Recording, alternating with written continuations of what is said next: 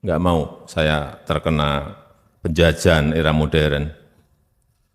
Jangan mau kita terkena juga kolonialisme di era modern ini.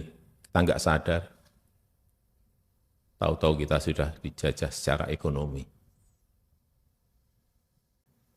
Itu adalah pernyataan Presiden yang disampaikan pada pidato di depan peserta program pendidikan singkat dan alumni program pendidikan reguler Lemhanas tahun 2023 di Istana Negara.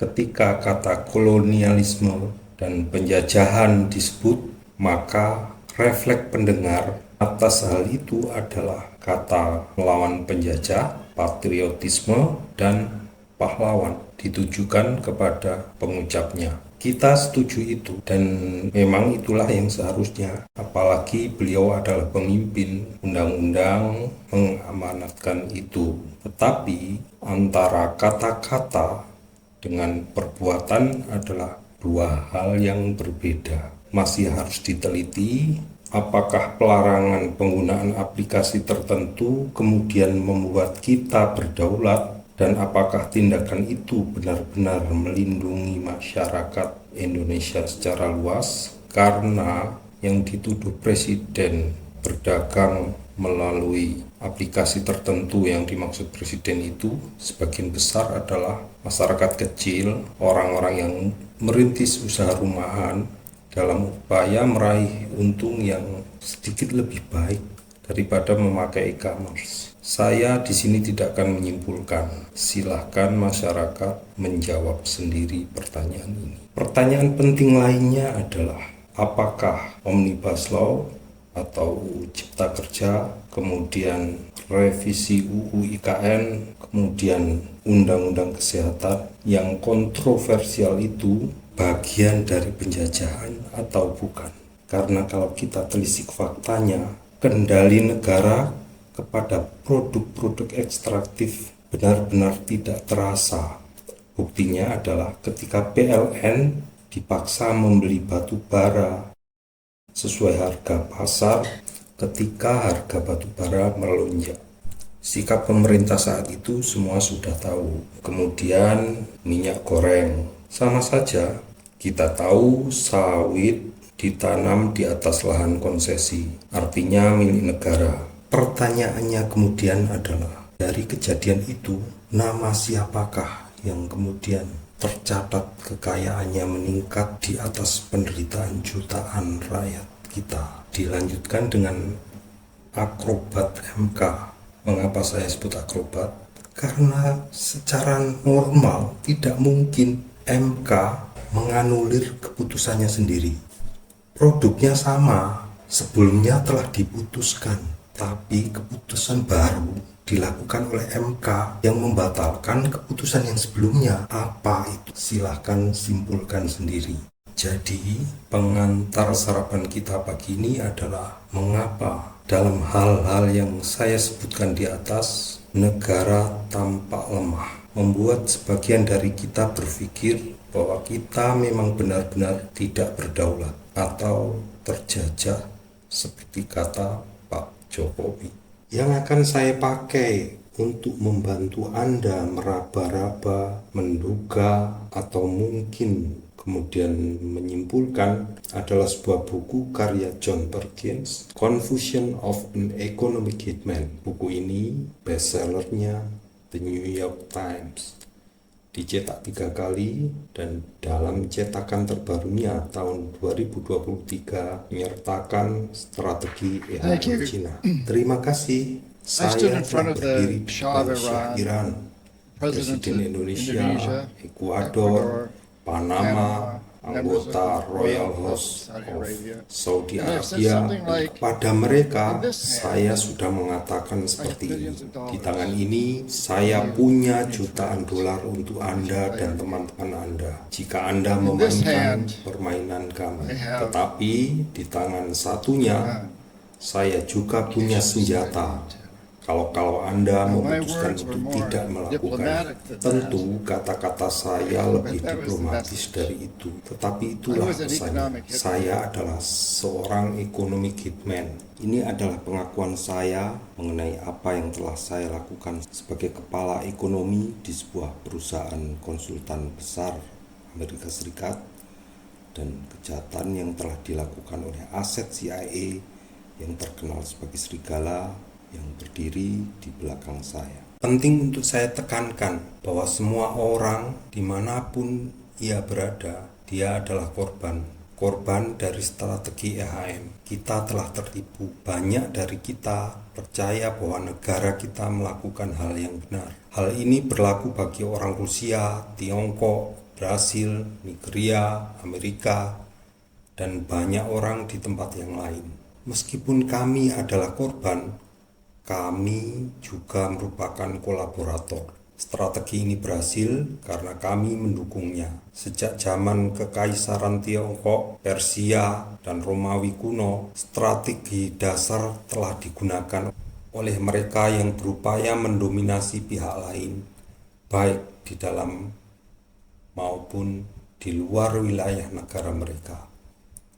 Terlepas dari perubahan budaya dan teknologi selama berabad-abad, strategi tersebut berfokus pada tujuan yang sama, eksploitasi sumber daya untuk memenuhi konsumsi materialistik jangka pendek dan meningkatkan kekayaan serta kekuasaan segelintir elit.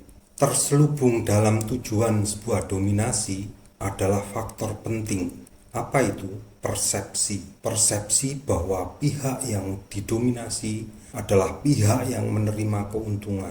Di zaman modern, pembenaran atas taktik EHM adalah persepsi bahwa taktik tersebut menghasilkan kehidupan yang lebih baik bagi semua orang, mengangkat negara-negara berpenghasilan rendah ke status berpendapatan tinggi, dan mengangkat masyarakat termiskin ke kelas menengah. Kami adalah orang-orang baik dalam kisah yang diajarkan dalam mata kuliah ekonomi dan bisnis di universitas-universitas, serta dalam laporan Bank Dunia dan Dana Moneter Internasional atau IMF selama bertahun-tahun.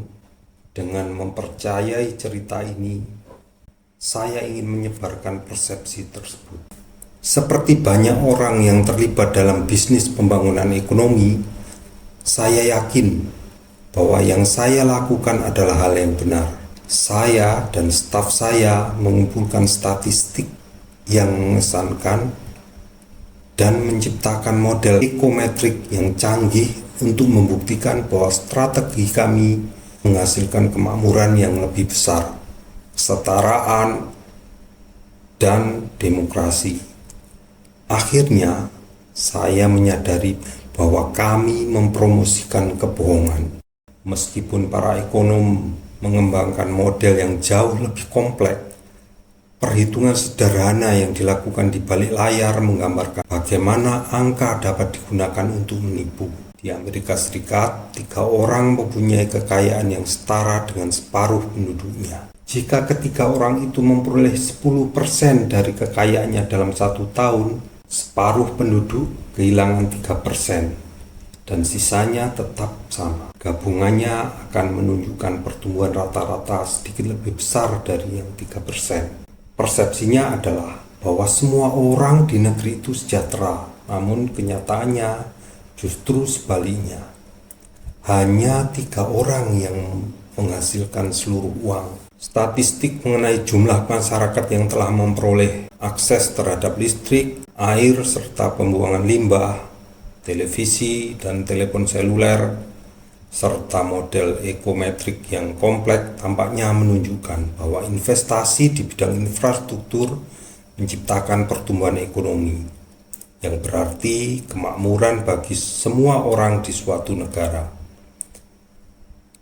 Namun, seperti yang diilustrasikan oleh banyak contoh dalam buku ini, kesimpulan tersebut didasarkan pada pengukuran produk domestik bruto atau PDB, produk nasional bruto atau GNP, dan metrik lain yang ditetapkan oleh lembaga-lembaga yang mendorong strategi EHM. Peningkatan dalam metrik tersebut tidak menunjukkan kesejahteraan secara keseluruhan.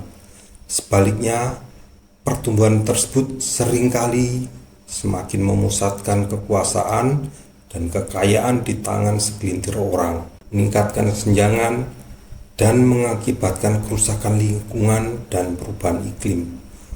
Orang mungkin mempunyai ponsel, namun seringkali hidup mereka dalam kondisi yang kumuh di bawah bayang-bayang gedung pencakar langit. Rumah mereka mungkin memiliki listrik, tetapi dibangun dengan bahan beracun. Mereka terhubung dengan sistem air dan limbah, namun udara dan tanah mereka tercemar, dan makanan mereka kurang bergizi, mungkin juga bersifat karsiogenik.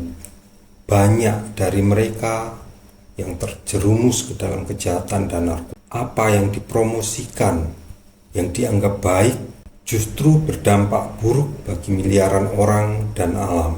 Versi modern dari strategi EHM dapat diringkas sebagai negara berpendapatan tinggi mengacu kepada negara berpendapatan rendah yang memiliki minyak atau sumber daya lain, namun tidak memiliki cukup sarana atau kemampuan politik untuk mengembangkannya. Kemudian negara berpendapatan tinggi mengirim EHM-nya untuk meyakinkan negara tersebut menerima pinjaman dalam jumlah besar dengan menggunakan sumber daya yang belum dikembangkan sebagai jaminan. Syarat pentingnya adalah dana tersebut dialokasikan untuk mempekerjakan perusahaan-perusahaan di negara berpendapatan tinggi untuk membangun proyek infrastruktur yang mendorong pertumbuhan ekonomi. Perusahaan ini meraup keuntungan besar. Segelintir pemilik usaha elit lokal mendapat manfaat dari perbaikan infrastruktur. Dan semua orang menderita karena dana dialihkan dari layanan kesehatan, pendidikan, dan sektor publik lain untuk membayar bunga. Utangnya sangat besar sehingga tidak dapat dilunasi. Negara-negara berpendapatan rendah gagal membayar pinjaman mereka. Proses ini kadang-kadang disebut diplomasi jebakan hutang.